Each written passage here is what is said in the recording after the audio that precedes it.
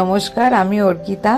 আজ আমরা এসেছি পূর্ব ভারতের খুবই বিখ্যাত এবং বৃহত্তম খাটুশ্যাম মন্দিরে, যেটা অবস্থিত ঘুষুরি, হাওড়াতে।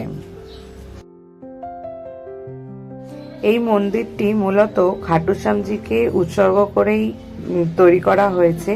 এছাড়াও তার সাথে আরও বিভিন্ন দেবদেবীর মূর্তি এখানে রয়েছে। তো আমরা ভেতরে গিয়ে সেটা দেখে আসি, চলুন।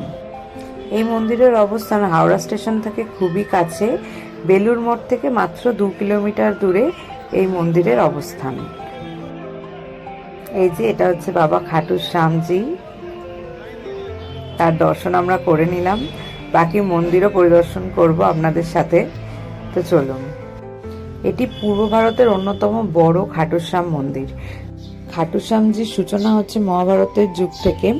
ঘটোৎকচের পুত্র হচ্ছে বার্বারিক, যিনি শ্রীকৃষ্ণের আশীর্বাদ প্রাপ্ত এবং তিনি আমাদের কাছে খাটুশ্যামজি নামে প্রচলিত। প্রতিদিন এখানে প্রচুর ভক্তের সমাগম হয়। এখানে সাধারণত মন্দির পরিদর্শনের সময় হচ্ছে সকাল 6টা থেকে দুপুর 1টা পর্যন্ত এবং বিকেল 4টে থেকে রাত 9টা পর্যন্ত।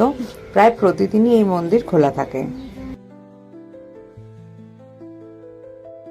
এখানে স্বয়ং শ্যামজি ছাড়াও শিব পার্বতী থেকে শুরু করে মা কালী, বজরংবলী বাবা, রাধাকৃষ্ণ অনেকেরই মূর্তি এখানে প্রতিষ্ঠিত রয়েছে। আপনারা দেখতেই পেলেন।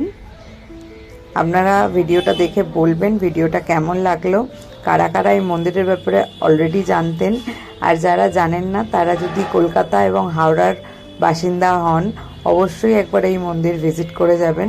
একটা সন্ধ্যা খুব ভালো করে কাটবে, এটুকুর গ্যারেন্টি দিতে পারি।